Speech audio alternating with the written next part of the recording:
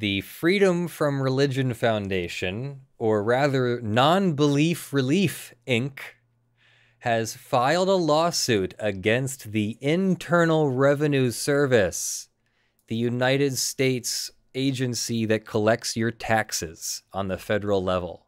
The plaintiff seeks a declaration and determination that the preferential information filing exemption for churches and other certain religious organizations and affiliates under Section 6033 of the Internal Revenue Code violates the Establishment Clause of the First Amendment to the U.S. Constitution.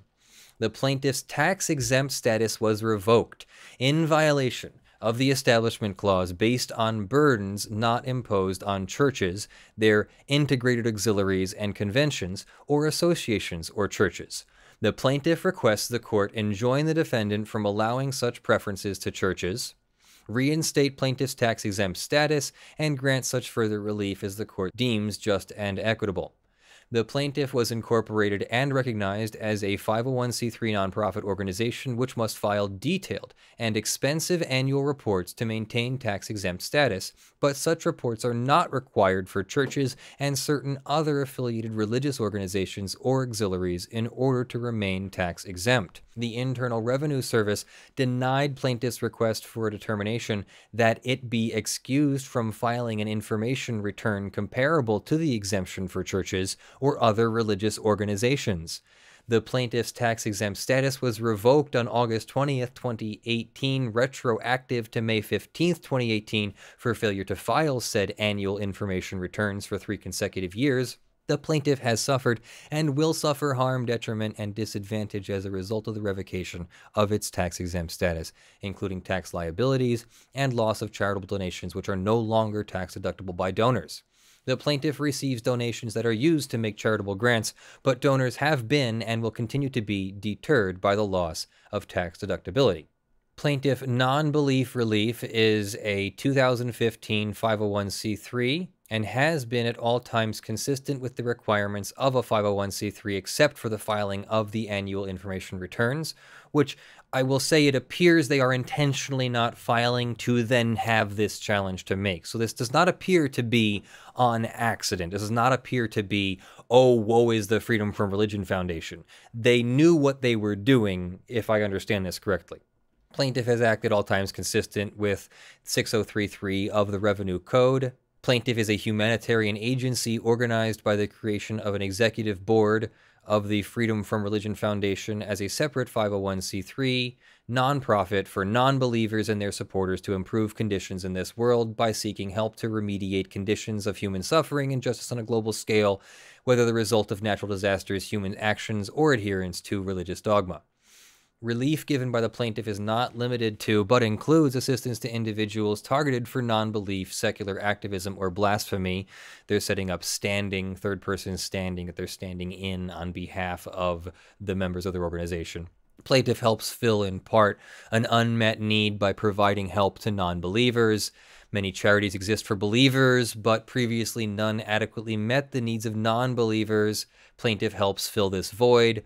Plaintiff's giving is not inspired by a Bible or purported holy book, but by a desire for heavenly reward. Plaintiff's giving is inspired by a wish to make the world better, in the words of 19th century American feminist Lucy Stone. The plaintiff has made grants of over $592,000 through August 31st, 2018. Federal law provides significant and valuable tax benefits to nonprofit charitable organizations like the plaintiff under 501c3 of the Internal Revenue Code. The benefit of having 501c3 status includes exemption from payment of federal income taxes, eligibility to receive tax-deductible charitable donations from individuals. These benefits are significant and incentivize charitable giving. However, all organizations recognized as tax-exempt under 501c3, except churches and certain affiliated religious organizations, must generally file an annual information return required by 6033A1 of the Internal Revenue Code in order to maintain their tax-exempt status. The Internal Revenue Service uses the annual information returns known as Form 990 to monitor continued qualification for tax-exempt status. The annual information return requires the following disclosures to be made: gross income, expenses attributable to such income, disbursements, a balance sheet, total contributions and gifts, the names and addresses of its founding managers, compensation and other payments made during the year, lobbying expenditures, grassroots expenditures, etc.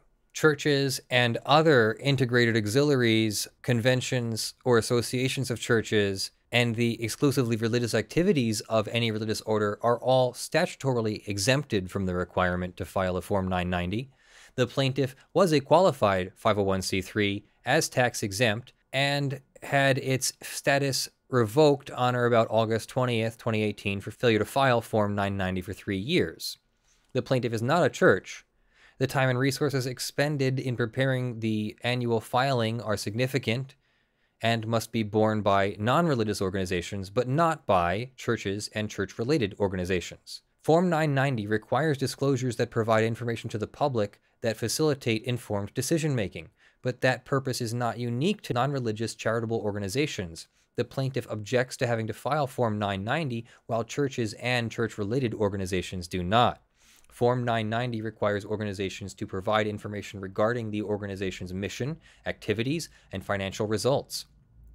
Form 990 additionally requires reporting each organization's new, ongoing, discontinued, exempt, purpose, achievements, and reports of revenue and expenses, management fundraising, financial statements, balance sheets, payments to other organizations. The preferential treatment by the IRS directly benefits churches and other religious organizations while discriminating against other nonprofits, including plaintiff, solely on the basis of religious criteria.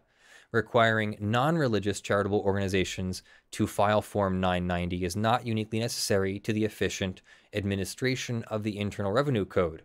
The preferential treatment of churches and affiliate organizations results in obligations imposed on secular nonprofits, but not religious nonprofits.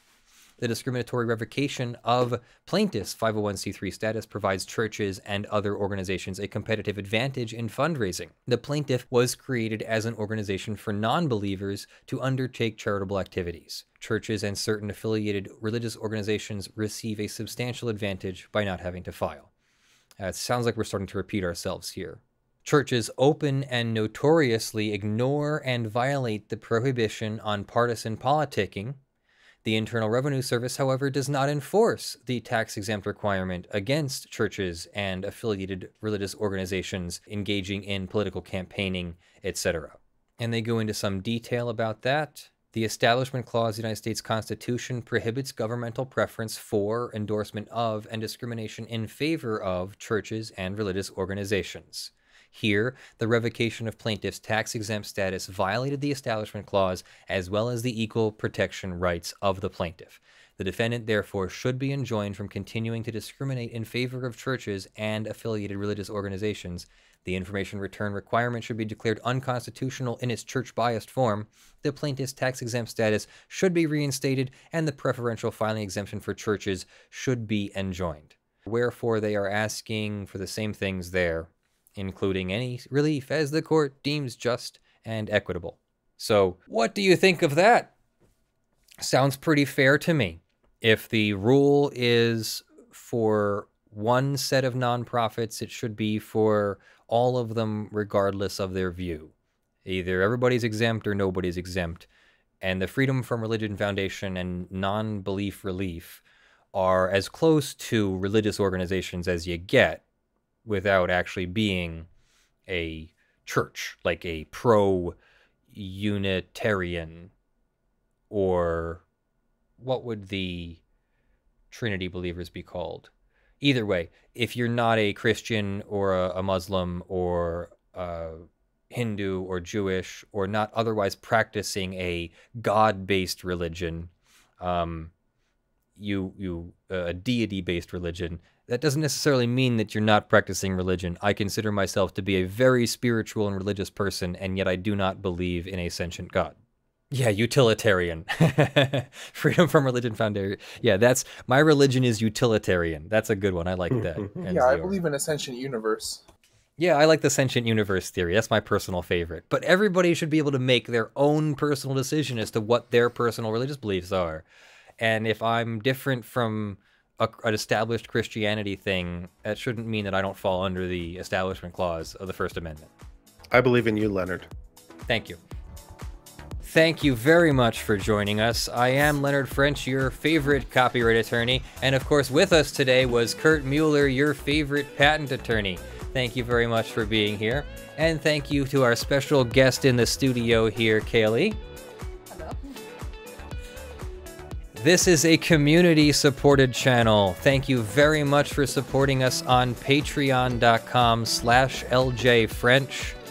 Big thank you to the following October supporters at the $50 level: Jonathan Doe, John Steele, Gavin Barnard, Evie, Andy, Kyle Mudrock, Vera Montaigne, Sean McNamara, William Gonzalez, Michael Pierce, Grunkle Tia Marie, Terry Crisp, Richard Fournier, Michael Jones, Spirit Bear, and Jan the Grey. Thank you very much for your support, and thank you to the $5 plus supporters who are scrolling on the LED panel behind me, and I will find room for you on the crawl at the end of the thing.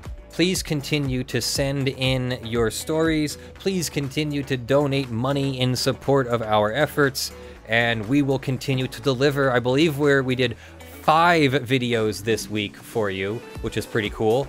And please continue to sub to our channel. We are sitting at 99,814 subscribers, and we would very, very, very much like to cross over into the 100,000 subscriber range there. So thank you again for joining me. I am Leonard French, your favorite copyright attorney. Have a great Sunday and a great week. Love you all. Bye.